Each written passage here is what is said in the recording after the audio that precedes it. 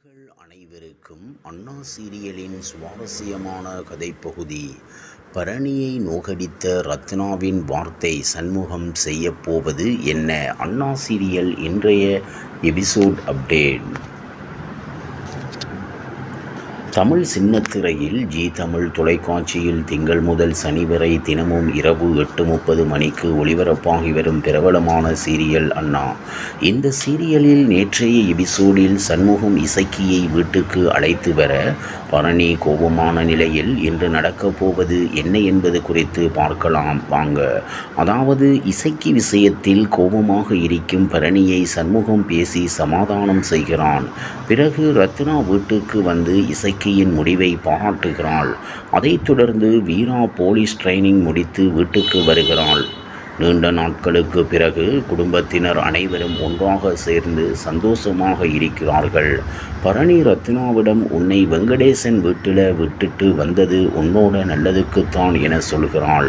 ரத்னா ஒரு அண்ணியா, உன் வேலையை நல்லபடியாக பண்ணிட்ட, என் நல்லதுக்கு நீ எதுவுமே பண்ண வேணாம் என சொல்லிவிட்டு போகிறாள்.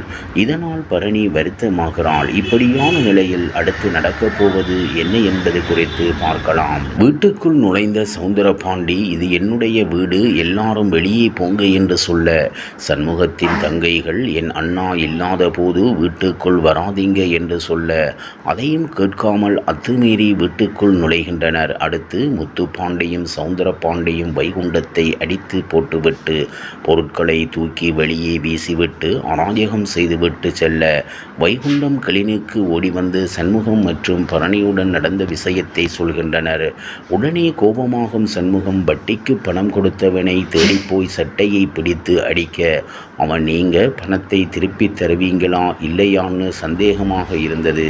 அப்போ சௌந்தரபாண்டி தான் பணத்தை உங்களுக்கு தர சொல்லி அந்த பத்திரத்தை வாங்கிட்டார் என்ற உண்மையை உடைக்கிறார்.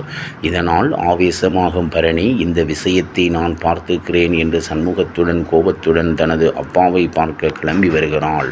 வரும்போது பாக்கியத்துக்கு போன் செய்து இன்னைக்கு உன் புருஷனை சும்மா விட மாட்டேன் என்று நடந்ததை சொல்லி ஆவேசப்படுகிறாள். பாக்கியம் ஏதோ ஒரு ஐடியாவை சொல்ல, பரணி நான் பார்த்துக்கிறேன் என்று போனை வைக்கிறாள். சௌந்தரபாண்டி வீட்டுக்கு வந்தவள் பாண்டியம்மாவை கழுத்தை பிடித்து இழுத்து வந்து வெளியே தள்ளி வீட்டுக்கு பூட்டு போடுகிறாள். என்னை மீறி வீட்டை திறந்து உள்ளே போனீங்கன்னா உங்களை சும்மா விடமாட்டேன் என்று எச்சரிக்கை விடுக்கிறாள்.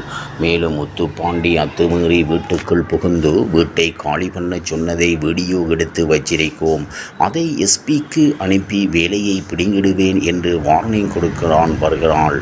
சௌந்தரபாண்டி வீட்டுக்கு வந்ததும் அவ பூட்டு போட்டா உள்ள வரக்கூடாதா என்று கோபப்பட்டு பூட்டை உடைக்கப் போக சிவபாலன் பரணி கொடுத்த வார்னிங்கை சொல்ல, முத்துப்பாண்டி வேண்டாம்பா, உனக்கு எந்த ஊரில் செல்வாக்கு இருக்கி, எனக்கு இந்த வேலை போனால் மரியாதை இருக்காது, இதை வேறு விதமாக பார்த்துக்கலாம் என்று அப்பாவை தடுத்து நிறுத்துகிறான்.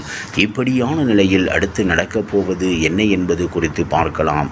இவ்வாறாக அண்ணா சீரியலின் சுவாரஸ்யமான கதைப்பகுதி செல்கிறது.